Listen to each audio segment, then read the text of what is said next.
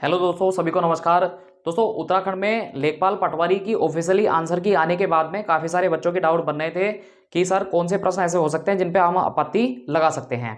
तो दोस्तों, यहाँ पर हमने 7 महत्वपूर्ण प्रश्नों को सिलेक्ट किया है।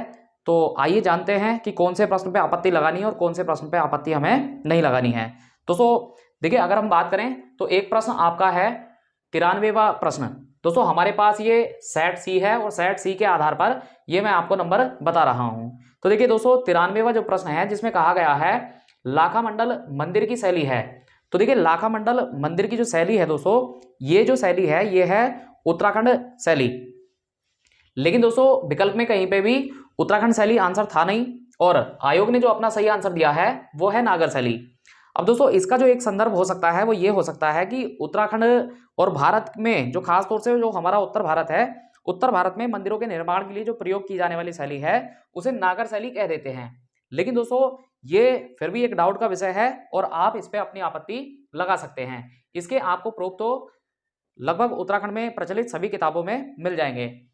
दूसरा प्रश्न दोस्तों 46वां प्रश्न है आपका, जिसमें ऑब्जेक्ट ओरिएंटेड प्रोग्रामिंग भाषा के लिए उदाहरण पूछा था कि कौन सा उदाहरण इसका है। तो दोस्तों आयोग ने इसका सही आंसर दिया है जावा, और जावा ही इसका सही आंसर होगा। ये वाले प्रश्न पे दोस्तों मुझे नहीं लगता कि आपत्ति लगाने से कोई फायदा आपको होगा, क्योंकि दोस्तों देखिए यहाँ पर अगर बात होती कि निम्न में से कौन कंप्यूटर की प्रोग्रामिंग भाषा है तो फिर सारे के सारे विकल्प ही हमारे ठीक थे। लेकिन यहाँ हमसे पूछा था ऑब्जेक्ट ओरिएंटेड भाषा, तो इसका सही आंसर दोस्तों होगा जावा। तो बहुत सारे लोग कह रहे हैं कि हमें इस वाले प्रश्न पे आपत्ति लगानी है, तो देखिए आपत्ति लगा दीजिएगा आप, अगर आपके पास कोई ऑथेंटिक सबूत है तो लगा सकते हैं आप। एक प्रश्न है दोस्तों 55वें नंबर का। तो 55वें नंबर का जो प्रश्न है दोस्तों, जिसमें पूछा गया था कि पशु रोग लंपी का प्रथम मामला भारत के निम्न में से किस राज्य में मिला है। अब दोस्तों यहां मैं बताना चाहूंगा, देखिए भारत के किस राज्य में मिला है, वैसे तो इसका जो आंसर है दोस्तों वो सही रूप में ठीक है उड़ीसा लगाया है आयोग ने, और आयोग के अनुसार देखिए ये जो आंसर है वो बिल्कुल ठीक है। अब क्यों ठीक है, देखिए कहा गया है निम्न में से। अब जब दोस्तों निम्न में से कहा गया है तो 4 विकल्प में से ही हमें डिसाइड करना है। अगर ये ना कहा गया होता कि निम्न में से ना कहा गया होता तो फिर दोस्तों इसका आंसर कुछ और भी हो सकता था। फिलहाल आपको अगर इसका कोई ऑथेंटिक सबूत मिलता है तो इसके ऊपर भी आप आपत्ति लगा सकते हैं। एक प्रश्न है दोस्तों 62वां प्रश्न। 62वें प्रश्न में कहा गया था कि उत्तराखंड राज्य निर्माण हेतु उत्तर प्रदेश पुनर्गठन अधिनियम राष्ट्रपति के द्वारा किस तिथि को हस्तांतरित किया गया था।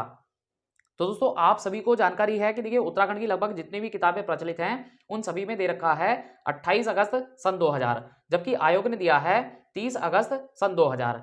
अब दोस्तों 30 अगस्त सन 2000 इन्होंने जो सही आंसर दिया है वो दिया है उत्तर प्रदेश पुनर्गठन अधिनियम के अकॉर्डिंग, तो उसमें तो ये आंसर सही होता है। लेकिन उत्तराखंड में अगर हम देखेंगे तो जितनी भी बुक आपकी प्रचलित हैं लगभग उन सभी में हमारा सही आंसर क्या है 28 अगस्त सन 2000। तो दोस्तों इस पर आप आपत्ति लगाइए, ये नंबर आपको बिल्कुल दिला करके जाएगा। दोस्तों 84वां प्रश्न आपका है, जिसमें कहा गया है मीजोट्रोपिस पेलिटा के संदर्भ में कौन सा कथन सत्य है। तो दोस्तों जो इसमें 3 कथन दे रखे हैं लगभग तीनों ही कथन इसके बिल्कुल ठीक हैं। एक प्रश्न दोस्तों आपका है 87वां प्रश्न। 87वां प्रश्न दोस्तों जिसमें उत्तराखंड में रोजगार देने के लिए युवाओं के लिए जो पोर्टल लॉन्च किया गया है उसमें आयोग ने अपना आंसर दिया है आशा, जबकि इसका सही आंसर क्या है दोस्तों होप। अब दोस्तों देखिए होप का शाब्दिक अर्थ होता है आशा, लेकिन यहाँ पे कोई अर्थ से रिलेटेड क्लास नहीं है, तो इसलिए दोस्तों यहाँ आशा जो इन्होंने आंसर दिया है वो पूर्णतः गलत होगा और इस पे आप आपत्ति अपनी लगा सकते हैं। एक दोस्तों क्वेश्चन नंबर 99 है, जिसमें सतत विकास सूचकांक 2020-21 की बात की गई थी और उत्तराखंड की उसमें रैंक पूछी थी।